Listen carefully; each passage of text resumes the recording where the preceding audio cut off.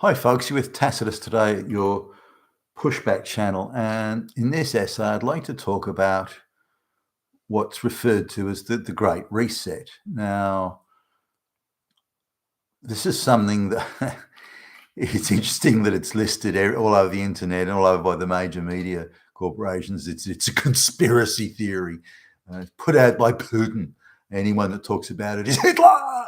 Um, Now, Klaus Schwab and the Davos crowd and the World Economic Forum and even the United Nations are very open about this Great Reset and Build Back Better and all this sort of stuff. So the idea that it's a conspiracy theory is absolutely absurd. The entire mainstream media is lying. One grotesque untruth after another. So this this idea that it can be that it's not factual and not real, of course, is itself quite absurd. But it's what we've come to expect. The globalists own nearly all in fact, I think they do own all the Western governments. There's not a single sovereign government representing the people left in the West anymore. And they own pretty much the entire media establishment.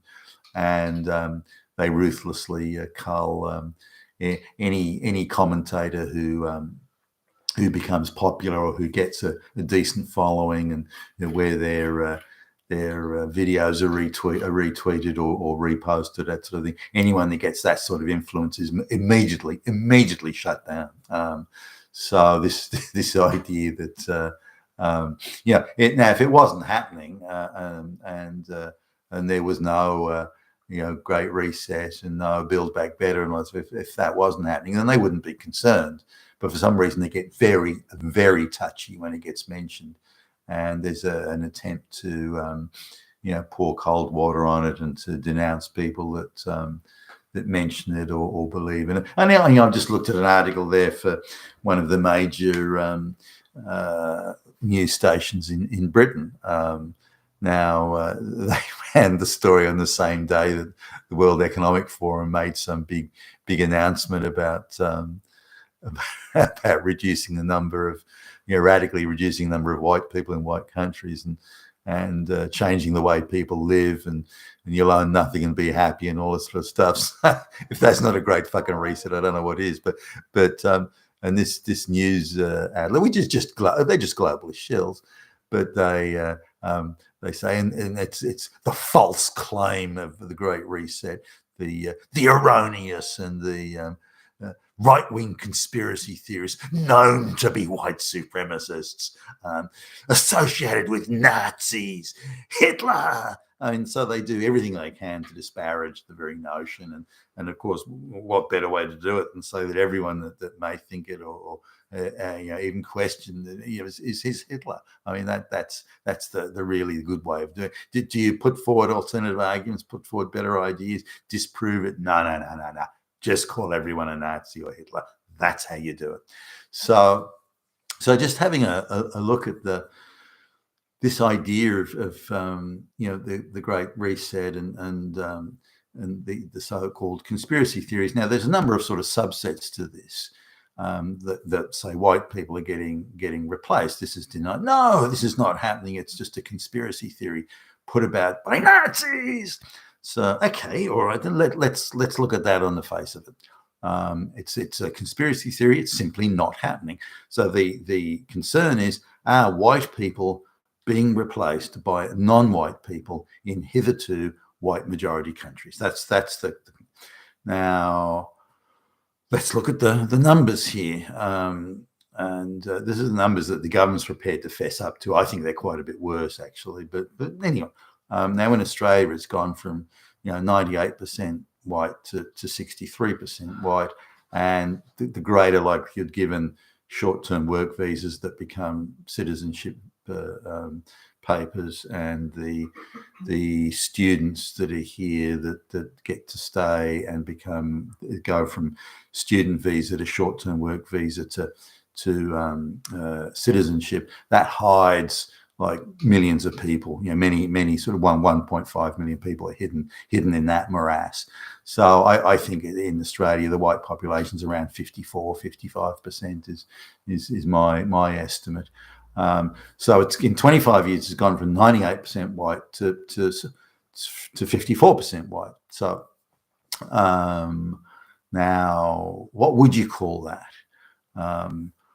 So when that's asserted as being, well, that's proof that there is a great replacement, then the response from the globalist controlled media and so on is, no, that's just, that's just something else. It's just some organic thing that just happened naturally. We kind of, are you noticing it? Are you noticing it, white boy? You damn fascist Nazi Hitler.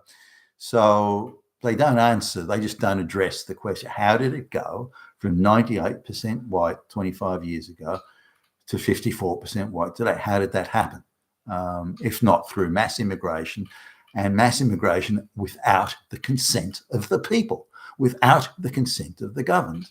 So clearly this is something being forced on the population without their consent. Now, for democracy is anything, it's that you get the consent of the people. So there was no effort to get the people's consent. In fact, the people were lied to horribly by governments of both sides that are both controlled by the globalists, of course. But the centre-right government of the day told the most horrible lies that the country was incredibly short of skills, great skills necessary for the economy to grow. Without these skills, the economy can't grow, and there'll be Armageddon. People will be unemployed. Babies will die. We have to bring in. Now, they promised that the people that came in would be highly qualified, would speak good English. In fact, around 5%, 1 in 20 of the people they brought in actually qualified at something that's useful and needed by the economy and speak good English. There was another sort of small group of super cashed up investors that were buying many hundreds of properties per residential real estate properties a piece. The place got flooded with just the Chinese Communist Party generals on their own were spending over $20 billion with a B, $20 billion a year for over a decade buying up properties, and that's just the ones that were direct. The ones that use nominees, like their mates who are already here, or buddies who are already here, who are citizens or residents, they use them to disperse the portfolio around. They use them to buy other ones.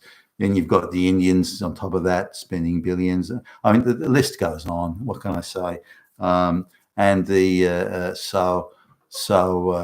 tens, if not hundreds of thousands of properties over that time, residential properties were bought by offshore buyers and some people through their local nominees. But the amount of people coming in, they were primarily illiterate peasants. Not all, but primarily illiterate peasants coming in. Then there's family reunion or chain migration, as the Americans call it, where one person coming in can then bring in others. And some of these people, they end up bringing out the whole fucking village. There might be 100 people in some rural bullshit village somewhere. They might end up being able to bring everyone from that village out to the West, or Australia in this case. And they set up the little ghettos and all that sort of stuff. So it's of no real benefit to it. But we were told that these skills were incredibly necessary.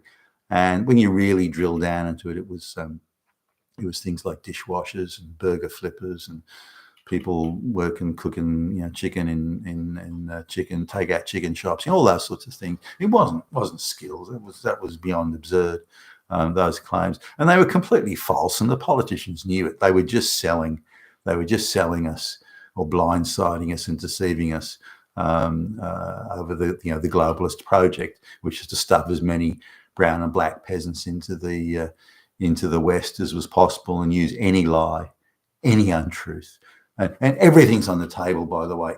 Every lie, every untruth, every manipulation, every treachery, it's all on the table to get this done. So in the face of that, there's still all the globalists can do, and their flunkies in the media and so on, all they can do is deny it and then accuse you of being, a Nazi. That's all they can do. They can't disprove it. Again, and I've spoken to people sort of about this.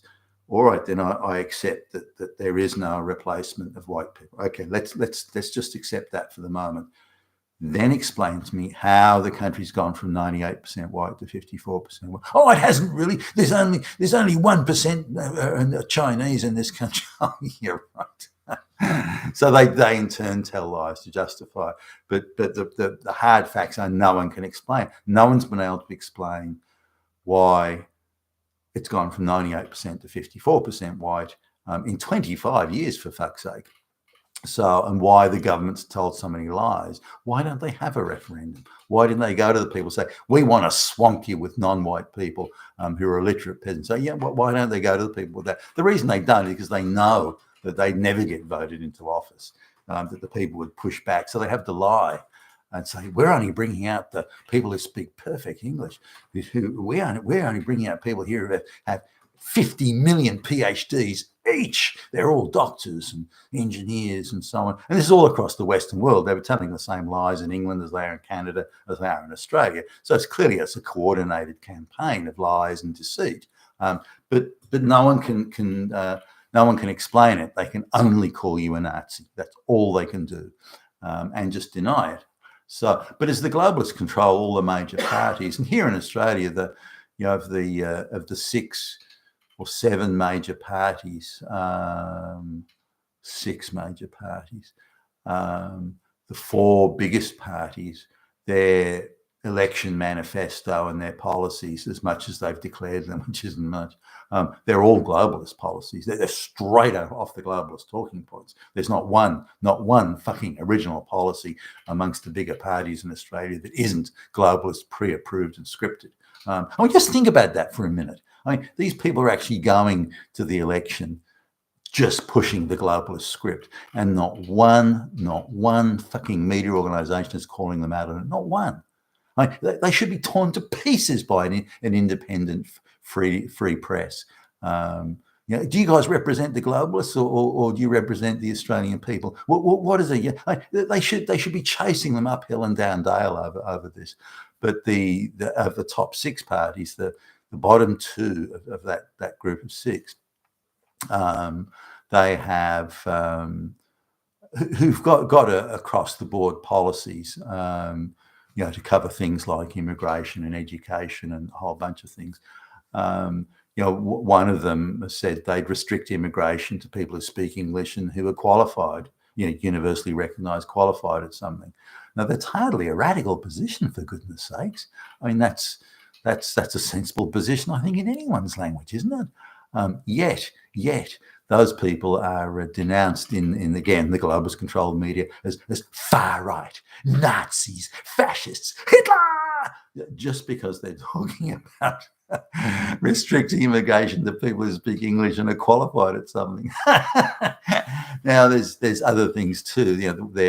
One of them, their policy on education, said education should be about teaching children, to read and write and do arithmetic and have a solid grounding in Western history and so on and so forth. Then again, and there should be none of this sexualizing young children. There should be none of this critical race theory crap. None of this teaching white kids that they're evil and bad and so on. I mean, what happens when the brown people are in a majority in Australia, which is going to happen in the next 20 years, next 20 to 25 years on current trends, when those kids and all the black and brown people are told that white people are inherently evil and bad, beyond evil and bad, they're all Hitler. What's going to happen when they're in the majority and they're making the decisions? I mean, would you want to be in a nursing home when those people are in charge? I mean, really think about that. And it's something that your own white politicians, under the control and direction of the globalists, have made happen. They've made the people all around you hate you, and have done so simply because they've been told to do it. And in return, they get a nice waterfront home as payments. I mean, it's fucking grotesque, seriously. So again, they've been denounced for this education policy, that education should be about education. They've been denounced as being Nazis and far right and fascists and misogynists and racists and bigots. I mean, they've thrown the book at them in terms of that, when all they've said that education should be about education. So that's the insanity of the world that we're living in. But there's only 2 of those parties, as I say, out of the top 6, those bottom 2 parties would be lucky to it was certainly on the basis of the last election, lucky to come up with 10 or 11% of the vote. I'm hoping they do much, much better this time. There's other parties following in the tail that are really only single issue parties or just have one or two policies, but they can't get up. You've got to have a full suite. I believe you've got to have a full suite of policies and go to the people with a full suite of policies. And there's only to say two of the parties that well, one in particular that has that, and I hope the people vote for them in substantial numbers, and that they're able to send a number of deputies or elected representatives to the federal parliament. We can only hope and pray on that one. But coming back to this great reset, to finish off on that, there is no question white people are being replaced. No question of it. It's not even a matter for debate or discussion. It is happening right in front of our eyes. So the idea that it can be denied and anyone that asks about it is a Nazi is in itself absurd, or a racist, or this or that. But the people in the people who are pushing back and saying, well, no, it's not happening, and no, it's not true, they're all in turn the NGOs and the media that's all globalist controlled anyway. People can't, don't believe your lying eyes type thing. I walk through entire suburbs and don't see a single white person, or I'm in trains where I'm the only white person in the carriage. So, or we go through an area where there's none of the shop signs are in English and things like that. So it's don't tell me it's not happening. It is. Even for the few that might concede it is happening, say that it's some sort of natural movement of people that's always happened throughout human history, and get used to it and suck it up. It's just kind of how it is, and it's all organic and natural. There's nothing. That's outrageous bullshit. Outrageous bullshit. The whole thing is being fully orchestrated, funded, coordinated by the NGOs and the United Nations and the globalization project. The whole thing, this idea it's organic, is bullshit. What are we supposed to believe, that some illiterate peasant in Central Africa decides that he's going to make a 3,000-mile journey to the west, across deserts and the whole thing, just decides to get up one day, I'll head over there, without any help or without way stations where he's given food, clothing and water and direct, without all these buses and boats to carry him and move him all around and so on. What you mean that the whole thing is coordinated? There's nothing organic or natural about it. So are we being replaced? Yes, we are, and there's no question or doubt about it. Now, in terms of the great reset, do we go back to redesigning the whole of Western society? Do we say, well, it's so screwed up by the globalists, we need to go back to the beginning and redesign it? I don't believe any of that. I believe that if we return to a merit-based system, so only people who pass the exam pass, only the best people at the interview, most qualified people at the interview are going to get the job, that only the most qualified people, are getting into, all this affirmative action, it's all got to go. Only merit will decide. And the societies the most meritorious are the richest. And the richest societies create the most jobs, generate the most taxes. So there's the money for the welfare and the care of people such as senior citizens or the handicapped and so on, or people that are just, really down in their luck.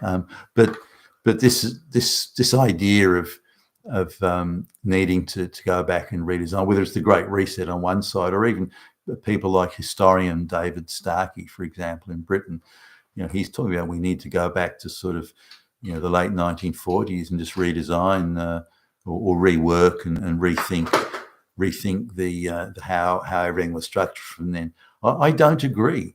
If you return to a merit system, and I mean merit in every sense, where facts in courts of law matter, where the law is clearly codified, where governments are accountable to the people, where the media is free to criticise power or governments and hold them accountable, and these sorts of things. That system, that merit system, for all its flaws, and it's got them, that merit system will automatically have a resetting effect on everything that's concerning to us now. Even something simple like, for example, only English-speaking people who've got qualifications can be welcomed as immigrants to a Western country. That just that alone, that completely changes this mass migration stuff. Only students that can pass exams and show intellectual aptitude can go to university straight away. That would just knock out, a good 3/4 plus of all the uni students there. Certainly knock out a lot of the high school teachers and junior school teachers. Court cases, being able to bring charges against them. The evidence must exist. Judges must be accountable and responsible to the law and to the codified law. Not as it is at the moment in the United States, where things are just made up on the fly by activist judiciary. Activism has to go. Merit will decide who gets the judicial appointments and who goes to prison, who doesn't, based on the facts. All that stuff's gone, and that's where that's the shit heap that we're all collapsing under today. So if merit is brought back, I think that automatically resets everything. Without having to go through radical ideological surgery. That will reset everything and bring us back to the society that we remember and I remember from certainly my youth and childhood. Now, it doesn't mean that it's going to be a perfect society. I mean, you get the option of having a merit-based society where there are people who don't have as much as other people. There are people that are naturally brighter or harder working and fitter, and these sorts of things. Or you can have an artificial society of equity and equal outcomes, but it'll be a much poorer society. And if we're looking at what the globalists want to do, is turn us all into consumer cattle, all equally consuming, our little pod to live in, and renting sort of what we need from them, and getting our food from them, and so on, that type of thing. It'll be a miserable, bleak existence.